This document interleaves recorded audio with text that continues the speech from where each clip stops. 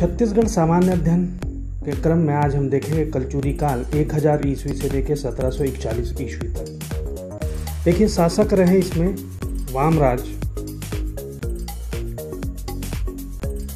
इन्होंने त्रिपुरी के कलचुरी वंश का संस्थापक कहा जाता है इन्हें।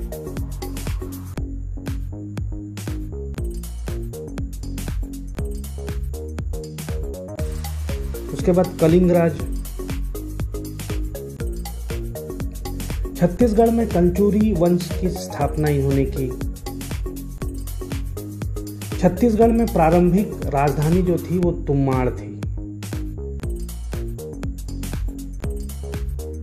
फिर कलिंगराज त्रिपुरी के लहुरी शाखा का शासक था।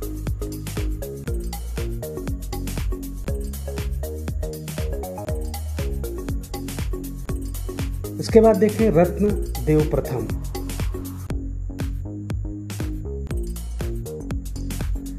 रतनपुर की स्थापना 1050 ईस्वी और राजधानी जो है इसको स्थानांतरित किया इन्होंने रतनपुर में। इसके काल में रतनपुर को कुबेरपुर की संज्ञा दी जाती थी।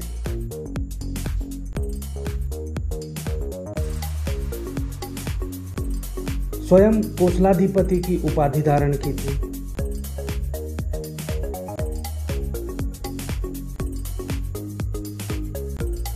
रतनपुर में महामाया मंदिर का निर्माण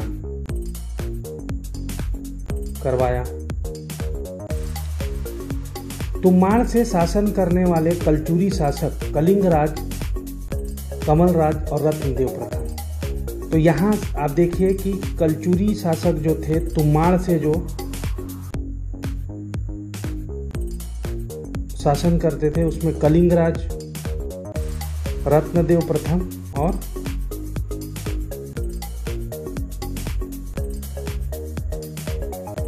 कमलराज।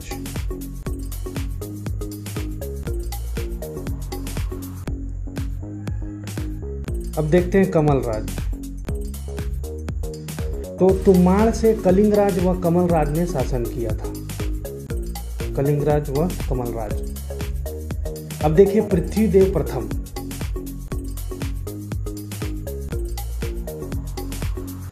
सकल कोसलाधिपति की उपाधि धारण की।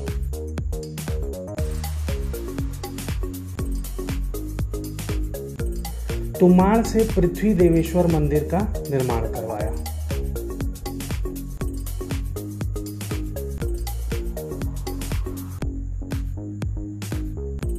और लाफागढ़ किला का निर्माण। चित्तौड़गढ़, इस किले का प्रवेश द्वार जो है लाफागढ़ किला, जो प्रवेश द्वार है उसमें मेनका दरवाजा, सिंह द्वार और हुकारा दरवाजा, हुंकारा।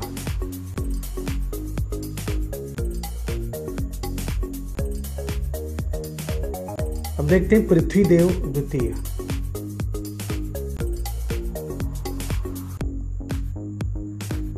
सेनापति जगतपाल ने राजीव लोचन मंदिर जो था उसका निर्माण करता थे वो विलास तुंग थे। और पृथ्वीदेव द्वितीय के सेनापति जगतपाल जो हैं उन्होंने जीर्णोद्धार करवाया था।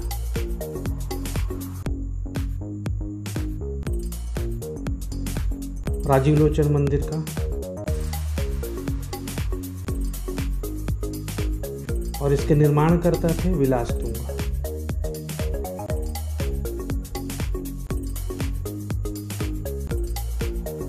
फिर जाजल्यदेव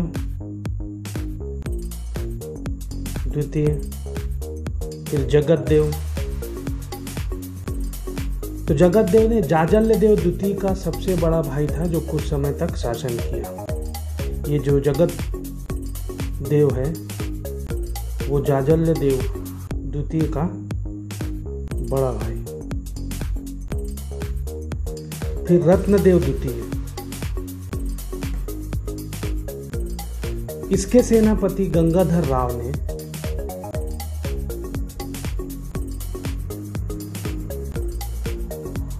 खरौदा का लक्ष्मणेश्वर मंदिर खरौद।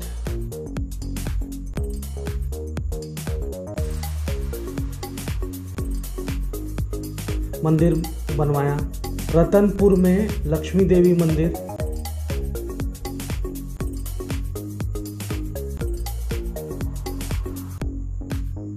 जिसे एकवीरा देवी एकवीरा मंदिर भी कहा जाता है। उसके बाद बहरेंद्र साय, इसने राजधानी रतनपुर के स्थान पर छुरी कोसमई का निर्माण कराया और वहां कोषागार की स्थापना की और चतुरगढ़ का किला बनवाया।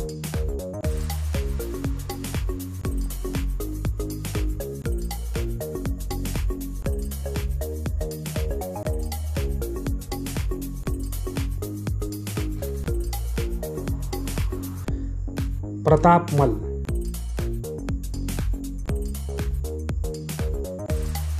तो इनके तांबे के चक्राकार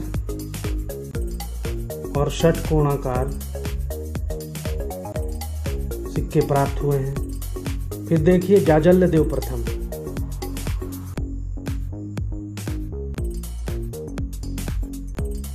त्रिपुरी कलचुरी अधीनता से स्वतंत्र शासक रहे। स्वर्ण के सिक्के चलाए और सिक्कों पर क्या लिखा हुआ था? श्रीमद जाजल्य देव।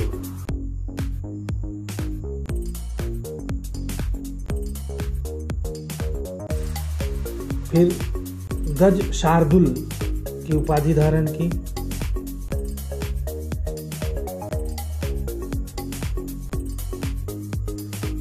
और पाली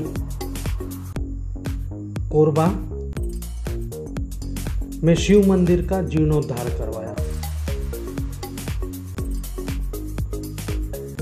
जाजल्यपुर जांजगीर नगर बसाया और यहां विष्णु मंदिर का निर्माण करवाया। फिर रत्नदेव द्वितीय,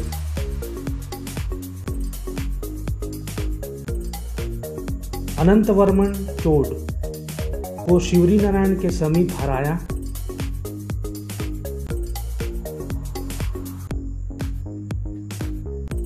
त्रिपुरी शासक गयाकर्ण ने आक्रमण किया किंतु वो असफल रहा। इसके सर्वाधिक शिलालेख 13 शिलालेख प्राप्त हुए। अब देखते हैं कल्याण साय। तो 8 वर्षों तक मुगल दरबार जहांगीर के पास रहा। जमाबंदी प्रणाली, जमीन में प्रगति के आधार पर राजस्व का निर्धारण, साथ ही गढ़ व्यवस्था शुरू की। इसी जमाबंदी प्रणाली के आधार पर मिस्टर चिम्स ने प्रदेशों को छत्तीसगढ़ में विभाजित किया था और जमाबंदी को आधार मानकर 1861 से 68 में बिलासपुर जिले का पहला बंदोबस्त किया गया।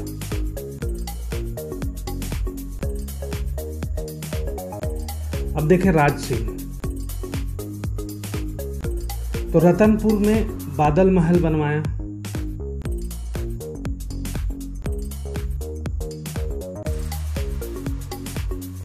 फिर केशव देव,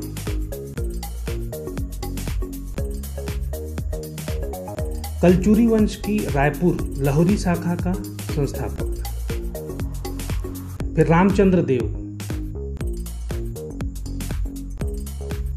रायपुर नगर की स्थापना पुत्र ब्रह्मदेव के नाम पर। फिर ब्रह्मदेव साय, रायपुर शहर का नामकरण।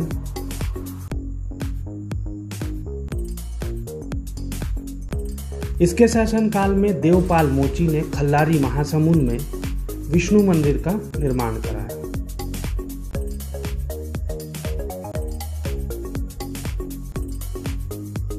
देवपाल मोची।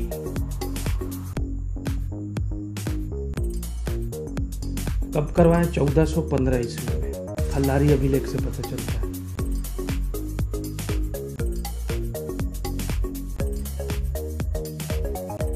अमर सिंह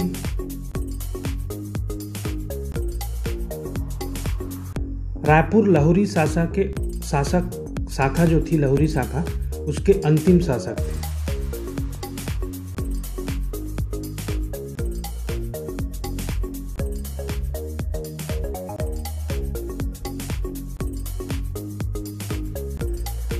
फिर रघुनाथ सिंह,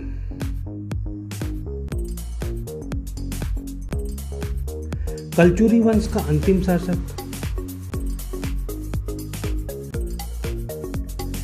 मराठा भोसला शासक रघुजी प्रथम के सेनापति से पराजित हुए थे 1741 में।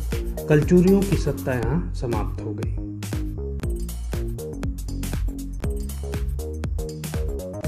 तो अगर ये वीडियो आपको अच्छी लगी हो तो इसे लाइक करिए।